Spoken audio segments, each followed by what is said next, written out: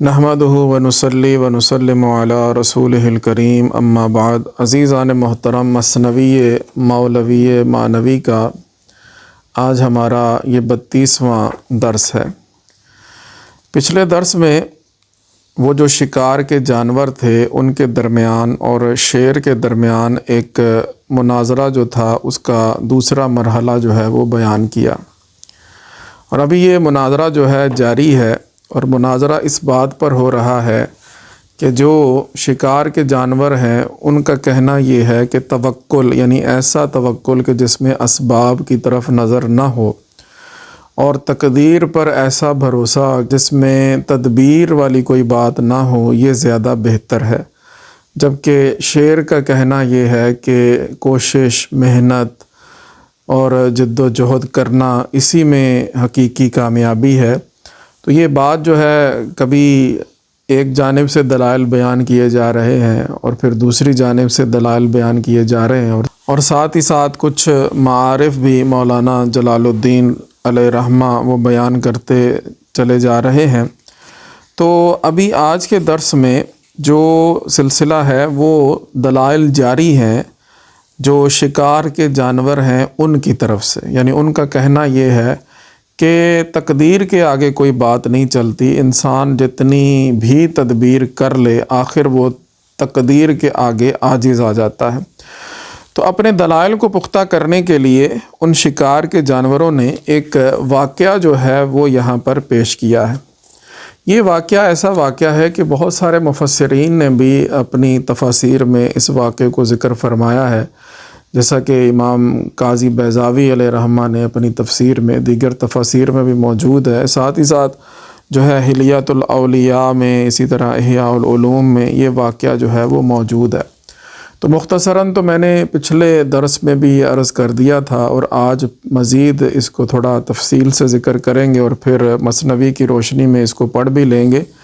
واقعہ یہ تھا کہ ایک شخص جو ہے وہ دوڑا دوڑا حضرت سیدنا سلیمان علیہ السلام کی بارگاہ میں حاضر ہوا، تو آ کر اس نے یہ کہا کہ میں نے دیکھا ہے کہ اسرائیل علیہ السلام بڑا مجھے گھور رہے ہیں اور بڑا غصے سے دیکھ رہے ہیں مجھے، تو مجھے ڈر ہے کہ کہیں وہ میری جان نکالنے کے درپے ہیں۔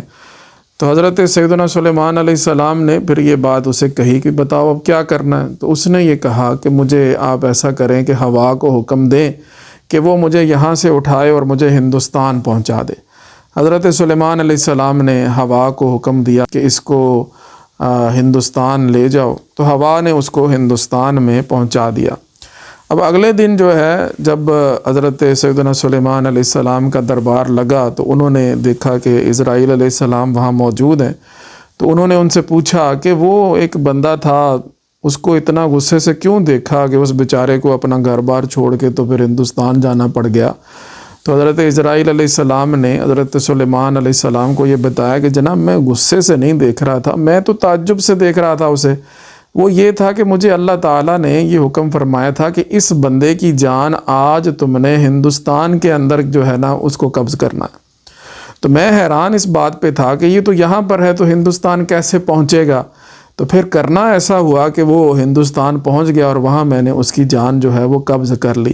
تو یہ ساری بات جو ہے نا، جیسے پیچھے کچھ اشعار اس طرح سے بھی آئے کہ بندہ جو ہے نا جی وہ ایک بلا سے نکلے تو دوسری میں وہ پھنس جاتا ہے، ایک معاملے سے نکلے دوسرے میں، تو تقدیر کے آگے جو ہے تدبیر کوئی بھی کام نہیں آتی۔ انسان جتنی مرضی، اب جیسے اس شخص نے تدبیر تو کی اپنی طرف سے اس نے، لیکن تقدیر اس کی وہاں کی تھی اور تقدیر نے اس کو آ لیا۔ لہٰذا بہت سارے ایسے معاملات ہیں کہ جہاں پر تدبیر جو ہے وہ کچھ بھی کارگر وہ ثابت نہیں ہوتی۔ تو یہ واقعہ جو ہے بیان کر کے ان شکار کے جانوروں نے اپنا جو موقف ہے اس کو مضبوط کرنے کی کوشش کی ہے، اور کیونکہ وہ یہ کہتے ہیں کہ شیر جو ہے وہ توکل کرے اور اسباب وغیرہ کو چھوڑ دے، اپنی کوشش اپنی محنت کو چھوڑ کے بیٹھا رہے، اور اس کو اس کے حصے کا رزق جو ہے وہ وہاں پر بغیر محنت کے مل جائے گا۔ تو اس کو شروع کرتے ہیں۔ مولانا جلال الدین رومی رحمۃ اللہ تعالی علیہ یہاں مثنوی شریف میں فرماتے ہیں، زاد مرد چاشت گاہے در رسید، در سرا عدل سلیمان در دوید۔ زاد مرد یعنی ایک آزاد مرد، ٹھیک ہے، بعض نسخوں میں سادہ مردے کا لفظ بھی ہے، ایک سادہ سا بندہ تھا، ایک آزاد مرد، چاشت گاہے در رسید، یعنی وہ صبح کا وقت تھا جب حضرت سیدنا سلیمان علیہ السلام کا دربار لگا، در سرا عدل سلیمان در دوید، سرا کا مطلب یعنی جو ایک ان کا مہمان خانہ ہے یا ان کا ایک عدالت کی جگہ ہے جو، تو وہاں پر جو ہے نا جی وہ دوڑتا دوڑتا صبح کے وقت جو ہے وہ آ کر پہنچا۔ رویش از غم زرد و ہر دو لب کبود، پس سلیماں گفت اے خواجہ چے بود، وہ ایسے آیا کہ اس کا چہرہ جو ہے وہ غم سے زرد ہوا پڑا تھا، پریشانی کی وجہ سے اس کا چہرہ جو ہے وہ زرد تھا، اور اس کے دونوں ہونٹ جو ہیں وہ دوڑ دوڑ کے جب وہ پہنچا ہے تو اس دوڑنے کی وجہ سے یا اس پریشانی کی وجہ سے وہ نیلے پڑ گئے تھے۔ کبود، کبود کہتے ہیں نیلے کو۔ ایک اور بھی مولانا کا شعر ہے کہ پیش چشمت داشتی شیشہ کبود، زیں سبب عالم کبودت می نمود، تم نے اپنی آنکھوں کے آگے نیلا چشمہ لگایا ہوا ہے، اس وجہ سے تمہیں سارا جہان ہی نیلا نظر آ رہا۔ اس کو اپنے موقع پہ انشاءاللہ بیان کریں گے۔ بہرحال یہاں بات یہ ہوئی کہ رویش از غم زرد و ہر دو لب کبود، اس کا چہرہ جو ہے وہ غم سے زرد تھا اور اس کے دونوں ہونٹ جو ہیں وہ نیلے پڑ رہے تھے۔ تو حضرت سلیمان علیہ السلام نے اس کو کہا اے خواجہ، اے خواجہ یعنی اے محترم، ٹھیک ہے، اس حوالے سے آ گیا چے بود، کیا ہوا، ایسا کیا معاملہ ہو گیا کہ تم یوں گھبرائے ہوئے پریشان حال یہاں پر بھاگے بھاگے آئے ہو۔ گفت، اس نے کہا اسرائیل در من این چنی یک نظر انداخت پر از خشمکین، کہ اسرائیل علیہ السلام نے غصے اور ایک تعصب سے کہہ لیں، یقینے سے کہہ لیں، انہوں نے مجھ پر جو ہے نا نظر ڈالی ہے۔ اسرائیل علیہ السلام کو میں نے دیکھا ہے کہ وہ مجھے غصے سے اور بھری ہوئی نظروں سے جو ہے نا وہ مجھے دیکھ رہے ہیں۔ گفت ہی اکنو چمی خواہی بخوا، حضرت سلیمان علیہ السلام نے کہا اچھا اب تم کیا چاہتے ہو بتاؤ۔ بے خواہ کا مطلب ہے مانگو، کیا مانگتے ہو، کیا چاہتے ہو، کیا تمہاری آرزو ہے۔ گفت ہی اکنو چمی خواہی، اکنو مطلب اب تم کیا چاہتے ہو، بے خواہ تم اس کو چاہو، بتاؤ مجھے کیا کرنا ہے۔ گفت فرما باد را اے جا پناہ، اس نے کہا کہ اے جا پناہ آپ ہوا کو یہ بات فرما دیجئے، تا مرا زینجا بہندوستان برد، تاکہ مجھے یہاں سے وہ ہندوستان میں پہنچا دے، مجھے یہاں سے وہ ہندوستان پہنچا دے۔ بوک بندہ کہاں طرف شد جاں برد، ہو سکتا ہے، بوک کا مطلب ہے یہ اصل میں مخفف ہے بو کے، یعنی ہو سکتا ہے کہ یہ بندہ اگر اس طرف چلا جائے تو اپنی جان بچا لے، ہو سکتا ہے کہ میں وہاں چلا جاؤں تو میں اسرائیل علیہ السلام سے اپنی جان بچا لوں، کیونکہ یہاں تو وہ پھر رہے ہیں، تو میں نے ان کو دیکھا ہے کہ وہ بڑے غصے سے مجھے دیکھ رہے ہیں۔ آپ ایسا کریں، ہوا کو حکم کریں کہ مجھے یہاں سے اٹھائے اور ہندوستان پہنچا سکے، تاکہ میں جو ہے نا جی ان کے شکنجے سے بچ جاؤں اور میں موت سے بچ جاؤں۔ تو اب یہاں پر اس بات سے نا جی مولانا روم رحمۃ اللہ تعالی علیہ ایک بڑی پتے کی بات بتاتے ہیں۔ آپ فرماتے ہیں نک، نک کا مطلب ہے اینک، یہ مخفف ہے اس کا مطلب ہے دیکھو۔ نقز درویشی گرے زانند خلق، لقمہ حرص و عمل زانند خلق، فرماتے ہیں کہ دیکھو مفلسی سے اسی طرح لوگ بھاگتے ہیں، فقیری سے، مفلسی سے، بے روزگاری سے، پریشانیوں سے لوگ اسی طرح بھاگنے کی کوشش کرتے ہیں۔ تو پھر کیا ہوتا ہے، لقمہ حرص و عمل زانند خلق، اسی وجہ سے، اس بھاگنے کی وجہ سے وہ اپنی حرص اور اپنی خواہشات کا لقمہ بن جاتے ہیں۔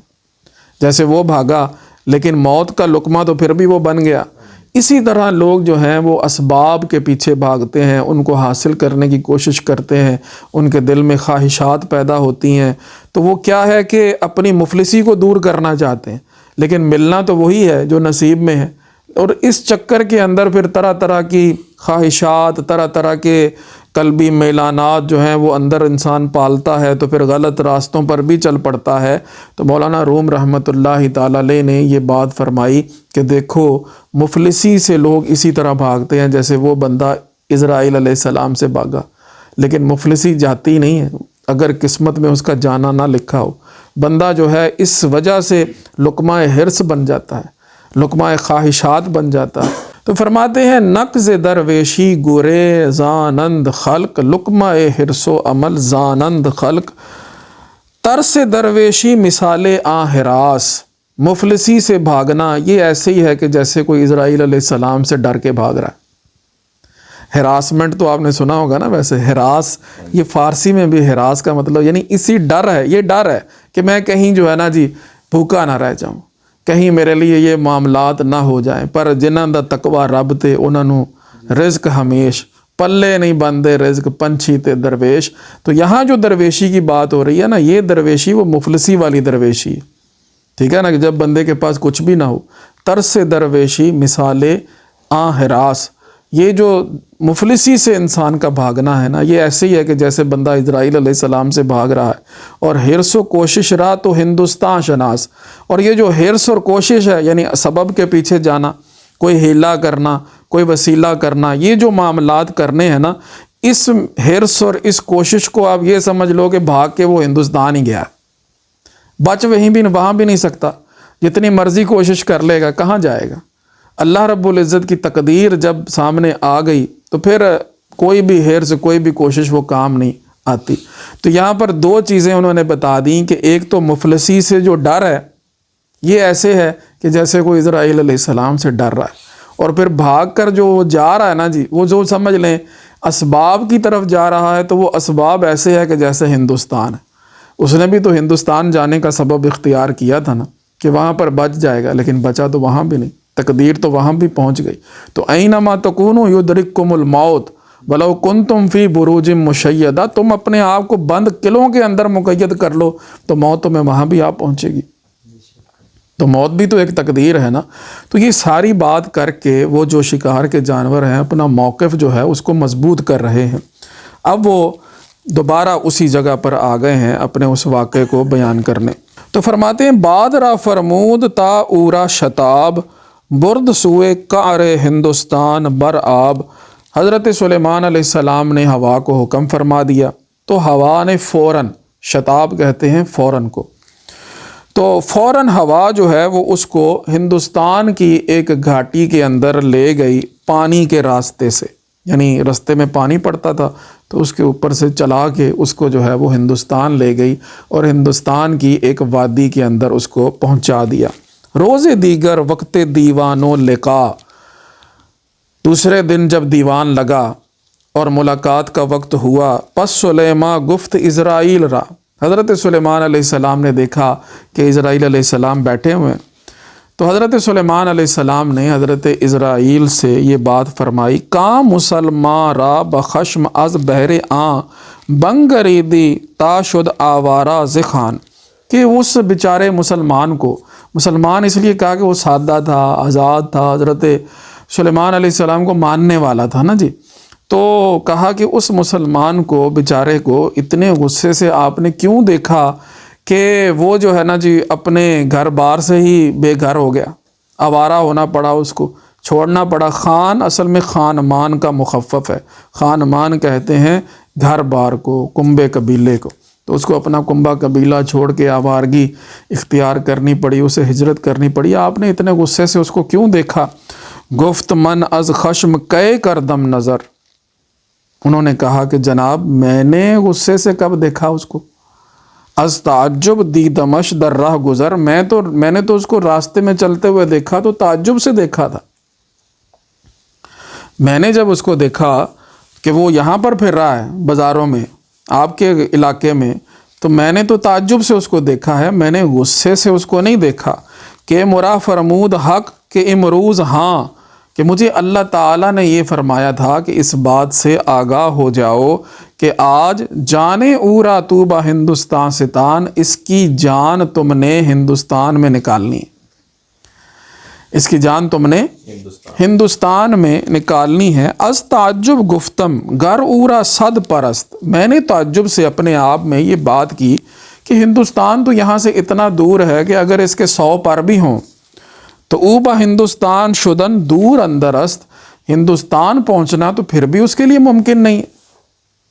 یعنی اس کا دور ہونا، یعنی بعید از قیاس یہ بات ہے کہ ظاہری بات ہے اس زمانے میں کوئی جہاز تو تھے نہیں، یا کوئی اس طرح کا کوئی معاملہ تو تھا کوئی نہیں کہ بندہ یہاں سے بیٹھے گا اور وہاں چلا جائے گا۔ میں تو تعجب سے اپنے آپ سے یہ بات کر رہا تھا کہ گر اورا صد پرست، اس کے 100 پر بھی ہوں، اوبا ہندوستان شدن دور اندرست، اس کا ہندوستان پہنچنا تو پھر بھی ناممکن ہے۔ تو اب وہ بات یوں سمجھیے کہ ہو گئی ہے، یعنی انہوں نے بتا دیا کہ وہ وہاں پہنچ گیا، آپ کے پاس آ کے آپ نے ہوا کو حکم کیا تو وہ وہاں پہنچ گیا، اور میں نے اس کی جان وہاں پر نکال دی، اور آج میں آپ کے پاس بیٹھا ہوں، ٹھیک ہے نا، آج میں آپ کی مجلس میں بیٹھا ہوں۔ تو کل معاملہ یہ تھا کہ میں اس کو تعجب سے دیکھ رہا تھا، تو پھر معاملہ یہ ہوا کہ وہ اس سے ڈر گیا، آپ کے پاس آیا اور آپ نے اس کو ہوا کو حکم دیا، اس نے اس کو ادھر چھوڑا اور میں نے اس کی جان نکال لی۔ اب مولانا روم رحمۃ اللہ تعالی علیہ اس واقعے کو بیان کر کے ان شکار کے جانوروں کی طرف سے جو انہوں نے اپنے موقف کو مضبوط کیا ہے، نتیجہ یہ نکالتے ہیں۔ آپ فرماتے ہیں تو ہما کار جہاں را ہم چنی ان قیاس و چشم بگشا و ببیں، کہ تم دنیا جہان کے جتنے بھی کام ہیں نا جی، ان کو اسی طرح سے تم قیاس کر لو اور اپنی آنکھیں کھولو اور غور سے دیکھو کہ معاملہ یہ ہے کہ انسان جتنے بھی اسباب اختیار کر لے کسی بھی کام میں، ہوتا وہی ہے جو منظور خدا ہوتا ہے۔ اللہ رب العزت کی مرضی کے آگے، اس کی قضاء کے آگے، اس کی تقدیر کے آگے اسباب کی کچھ نہیں چلتی۔ تو فرمایا تو ہما کار جہاں را ہم چنی، جتنے بھی دنیا کے کام ہیں تم ان تمام کاموں کو اسی طرح دیکھ لو کہ اللہ رب العزت کی مرضی کیا ہے، بندے کی مرضی کیا ہے، لیکن ہوتا وہ ہے کوئی نہ کوئی ایسا طریقہ وہاں ایجاد ہو جاتا ہے کہ جس سے وہ کام جو ہے وہ اللہ رب العزت کی مرضی کے مطابق ہوتا ہے۔ پھر آگے آپ فرماتے ہیں از کہ بگریزیم از خود، از کہ بگریزیم از خود اے محال، فرماتے ہیں بھاگیں کس سے؟ بھاگیں کس سے؟ اپنے آپ سے؟ یہ تو محال ہے، اپنے آپ سے تو بندہ بھاگ نہیں سکتا، بندہ بندہ ہی۔ آزادی کا مطلب ایک یہ ہوا نا کہ بندہ نہ رہے، تو پھر بندہ نہ رہے گا تو خدا ہو جائے گا، ٹھیک ہے نا۔ جب وہ ہر چیز میں وہ یہ کلی اس کو مل جائے گا اختیار، تو وہ بندہ تو پھر نہ رہا نا، تو خدا بن گیا۔ خدا وہ بن نہیں سکتا، یہ تو بات محال ہے۔ اپنے آپ سے بھاگنا یہی ہے نا کہ بندہ نہ رہے، تو فرمایا کس سے بھاگنا ہے؟ اپنے آپ سے، یہ محال ہے۔ از کے بربائیم از حق اے وبال، اور کس سے دور ہونا ہے؟ اللہ تعالیٰ سے، اے وبال، یہ وبال ہی وبال ہے۔ رب سے دور ہو کے بندہ، یعنی بندہ اپنی آنکھوں پر ایسی پٹی باندھ لے کہ وہ یہ سمجھے کہ میں اللہ تعالیٰ کی پہنچ سے دور ہو گیا ہوں۔ اللہ کریم نے تو یہ فرمایا یا معشر الجن والانس ان استطعتم ان تنفذوا من اقطار السماوات والارض فانفذوا، کتنا جلال ہے، نکل جاؤ، ٹھیک ہے نا۔ لا تنفذون الا بسلطان، جب تک ہم نے سلطان تمہیں نہیں عطا فرمانی اس وقت تک تم نکل نہیں سکتے۔ تو فرمایا کہ بندہ کس سے بھاگے؟ اپنے آپ سے، یہ بات جو ہے محال ہے، بندہ نہیں بھاگ سکتا۔ اور کس سے دور ہونا ہے؟ اللہ سے، اللہ سے چھپ لے گا، اللہ سے اپنے آپ کو جو ہے وہ اس کے حکم سے کہیں باہر لے جائے گا۔ فرمایا اے وبال، یہ وبال ہی وبال ہے۔ ظاہری بات ہے کہ آنا تو پھر بھی اس نے وہیں ہے، لیکن اپنے آپ کو تو خراب کر لیا نا کہ اس نے اپنی بندگی سے انکار کر دیا۔ تو کتنا پیارا یہ شعر ہے کہ از کے بگریزیم از خود اے محال، کس سے ہم بھاگیں؟ اپنے آپ سے، اے محال، یہ تو محال بات ہے۔ از کے بربائیم، کس سے جو ہے ہم اپنے آپ کو دور کریں؟ از حق اے وبال، یہ تو وبال ہی وبال ہے۔ تو یہ ساری بات جو ہے نا جی انہوں نے شعر کے آگے رکھ دی اپنی، اور انہوں نے اپنے موقف کو مضبوط کر دیا جو انہوں نے پچھلے درس میں بیان کرنا شروع کیا تھا۔ اب اس کے اوپر انہوں نے ایک واقعہ بیان کیا، اس واقعے کے ضمن میں انہوں نے اپنی بات پوری کر لی، اور انہوں نے کہا کہ تقدیر کے آگے تدبیر نہیں چلتی، لہٰذا کوشش کرنا، محنت کرنا یہ بیکار کام ہے۔ تم اپنے آپ کو بس اللہ رب العزت کے سپرد کرو اور توکل کرو۔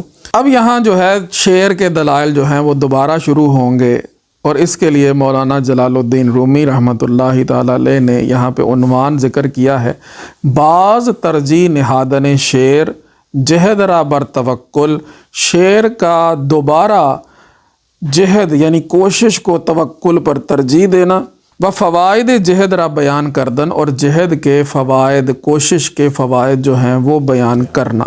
شعر گفت، اب شعر نے کہا یار تم ٹھیک کہہ رہے ہو، شعر گفت آرے، ہاں بات تمہاری ٹھیک ہے، ولیکن ہم بے بھی یہ بات بھی تو دیکھو کہ جہد ہائے انبیاء و مؤمنین، انبیاء نے کتنی کوشش کی ہے، مومنین نے کتنی کوشش کی ہے، کتنا جہاد کیا انہوں نے دین کے لیے۔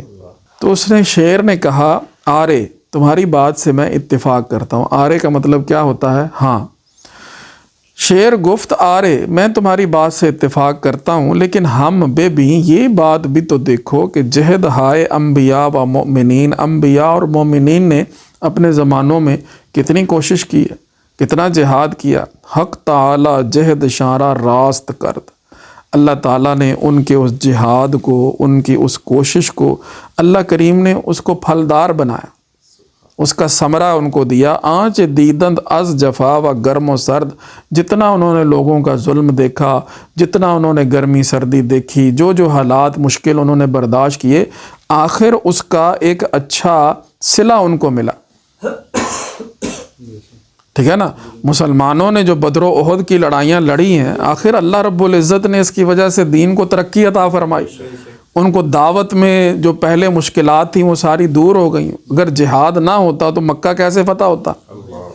ٹھیک ہے نا، کرتے کرتے یہ لڑائیاں، یہ جہاد، یہ جنگ و جدل، یہ سارے معاملات ہوئے ہیں جب انہوں نے محنت کی ہے، کوشش کی ہے اس راستے میں کہ پیٹ پر پتھر باندھ کر بھی انہوں نے خندقیں کھودی ہیں۔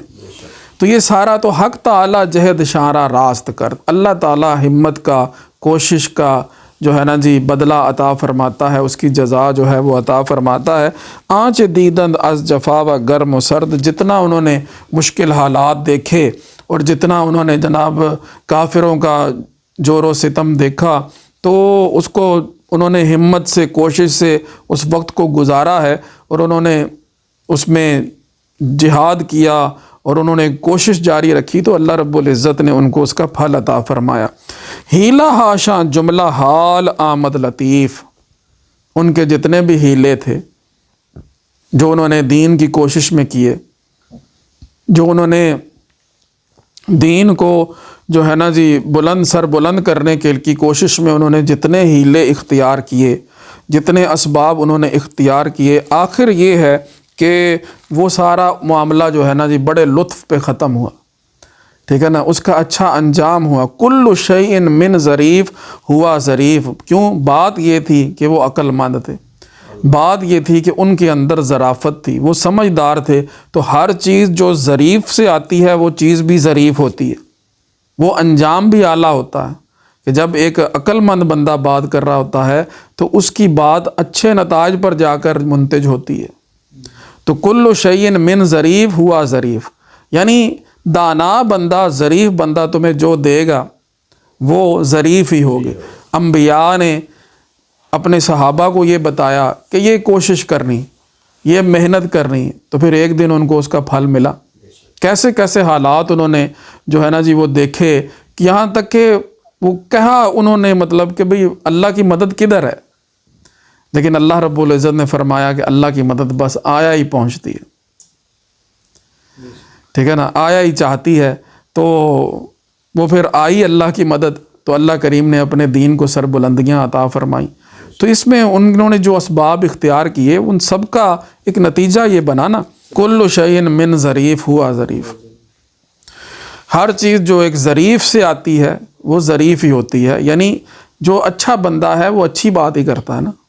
تو انبیاء جو ہیں وہ اچھے تھے، ان میں ظرافت تھی، وہ ظریف تھے، انہوں نے جو بات بتائی وہ اس کا اچھا ہی نتیجہ نکلا، وہ معاذ اللہ کسی غلط معاملے پر جو ہے وہ نہیں چلا گیا۔ ورنہ کافروں نے تو بڑا کچھ کہا، انہوں نے کہا کہ بھی یہ باہر نہ نکلو ورنہ جو ہے مارے جاؤ گے، ٹھیک ہے نا، یہاں ہوتے تو نہ مارے جاتے۔ لیکن اس ان کے دنیا سے جانے میں، شہادت کو قبول کرنے میں، اسلام کو اللہ رب العزت نے کیسی زندگی عطا فرمائی۔ تو دام ہاشا مرغ گردونی گرفت، ایک محاورتاً مولانا روم نے یہ بات فرمائی کہ انہوں نے ایسے دام لگائے کہ جنہوں نے مرغ گردونی پکڑ لیے، یعنی اعلیٰ بلندیوں کو چھوا۔ گردون کہتے ہیں آسمان کو، آسمان پر اڑنے والے پرندوں کو پکڑ لیا، یعنی ایک چیز جو بڑی دور نظر آ رہی تھی۔ جب چند لوگ تھے صرف ابتداءً دین کو ماننے والے، پھر لیکن کوشش جاری رکھی، ہمت جاری رکھی اور ایسے جال بنائے، ٹھیک ہے نا، مطلب یہ ایک محاورتاً بات ہو رہی، یعنی ایسی انہوں نے کوشش کی۔ ایک تو دام ہوتا ہے نا، تو وہ عام زمینی کسی چیز کو پکڑے، تو انہوں نے ایسے دام لگائے کہ وہ مرغ گردونی گرفت، اس نے آسمان کے پرندوں کو جا پکڑا۔ یعنی ان کے اسباب کو اختیار کرنے نے دین کو جو ہے وہ سر بلندیاں عطا فرما دی۔ نقص ہاشاں جملہ افزونی گرفت، معاملہ یہ ہوا کہ پھر جو کسریں تھیں اللہ کریم نے وہ ساری کی ساری کسریں پوری کر دی، ٹھیک ہے نا۔ اذا جاء نصر اللہ والفتح ورأیت الناس يدخلون فی دین اللہ افواجا فسبح بحمد ربک واستغفرہ انہ کان توابا۔ یہ نتیجہ نکلا نا جی، کہ جو کمیاں کبھی نظر آ رہی تھی نا کہ یہ کیسے ہونا ہے، تو مومنین کے اس معاملے کو اللہ رب العزت نے ایسا پورا کیا کہ ہر طرف جو ہے نا لہراں بہراں ہو گئی ہیں، ٹھیک ہے نا جی۔ فوج در فوج جو ہیں لوگ دین میں داخل ہو گئے۔ اس لیے اب مولانا روم رحمۃ اللہ تعالی علیہ اس شعر کی زبان سے ہی یہ نصیحت کرتے ہیں۔ آپ فرماتے ہیں جہد می کن تا توانی اے کیا کہتے ہیں عقل مند بندے کو، اے عقل مند میرے بچے کوشش کر، جہد می کن تا توانی، جتنا تجھ سے ہو سکتا ہے اے عقل مند، اے دانا، اے حکیم، کوشش کر در طریقے انبیاء و اولیاء، انبیاء کے طریقے پر چل، اولیاء کے طریقے پر چل، ٹھیک ہے۔ کوشش کر، کیونکہ انبیاء کا طریقہ اور ان کا راستہ وہ کوشش کا اور جد و جہد کا راستہ ہے۔ تو جہد می کن تا توانی اے کیا، جہاں تک تجھ سے ہو سکتا ہے، کیونکہ حکمت کی بات یہی ہے، دانائی کی بات یہی ہے کہ کوشش کر اور ہمت کر۔ با قضا پنجا زدن نبوت جہاد، بات یہ ہوئی تھی پیچھے، انہوں نے یہ بات کی تھی شیر سے، جو شکار کے جانور تھے انہوں نے شیر سے یہ بات کی تھی کہ با قضا پنجا مزن اے تند و تیز، کہ قضا کے ساتھ تم نہ لڑائی کرو، تقدیر کے ساتھ تم لڑائی نہ کرو اے شیر۔ شیر کو انہوں نے یہ کہا تھا کہ تم تقدیر کے ساتھ لڑائی نہ کرو۔ تو اب وہ شیر ان کو جواب یہ دے رہا ہے کہ یہ جو جہاد کرنا، کوشش کرنا ہے، یہ قضا کے ساتھ لڑائی کرنا نہیں ہے۔ وہ کیا کہہ رہا ہے؟ با قضا پنجا زدن نبوت جہاد، کوشش کرنا جو ہے یہ کبھی بھی قضا سے لڑنا نہیں کہلاتا۔ زاں کے ایرا ہم قضا برما نہاد، کیونکہ یہ کوشش بھی قضا کے ذریعے سے ہم پر آئی، بے شک کوئی شک نہیں، یہ بھی قضا کا ہی حصہ ہے۔ اس کو یہ نہیں سمجھا جا سکتا کہ ایک بندہ کوشش کر رہا ہے تو وہ اپنی تقدیر سے لڑ رہا ہے، بلکہ اس کی تقدیر میں لکھا ہوا ہے کہ پہلے اس کے حالات یہ ہوں گے، پھر یہ کوشش کرے گا تو پھر اس کا یہ اچھا نتیجہ نکل آئے گا۔ اللہ رب العزت اپنے علم ازلی سے یہ بات جانتا ہے۔ تو وہ جو انہوں نے بات کی تھی نا اس کو، شعر کو، کہ با قضا پنجا مزن، کہ تقدیر کے ساتھ پنجا آزمائی نہ کرو، اب وہ جواب یہ دے رہا ہے کہ با قضا پنجا زدن نبوت جہاد، کوشش کرنا جو ہے وہ قضا کے خلاف نہیں جاتا، وہ اس کے ساتھ پنجا آزمائی کرنا نہیں کہلاتا۔ زاں کے ایرا ہم قضا برما نہاد، کیونکہ یہ کوشش بھی قضا نے ہی ہم پر رکھی ہے، ٹھیک ہے نا۔ حضرت عمر رضی اللہ تعالیٰ عنہ ایک علاقے سے آپ نکل رہے تھے، وہاں کوئی بیماری کا سلسلہ تھا، تو بات یہ ہوئی ان سے کہ بھی آپ قضا سے بھاگ رہے ہیں، قضا سے کہیں جا رہے ہیں بچنے کے لیے؟ تو آپ نے کہا کہ قضا سے قضا کی طرف ہی جا رہا ہوں، کہ یہاں بھی رہنا قضا ہے اور وہاں رہنا بھی قضا ہے۔ جب بندے کا ایمان اللہ رب العزت پر ہے کہ جو موت آنی ہے تو وہ اللہ کے حکم سے ہی آنی ہے، لیکن یہ بھی احادیث ملتی ہیں کہ ایسے علاقے سے بھاگنے سے منع کیا گیا، وہ ایسے لوگوں کے لیے کہ جن لوگوں کا ایمان متزلزل ہونے کا خدشہ ہو،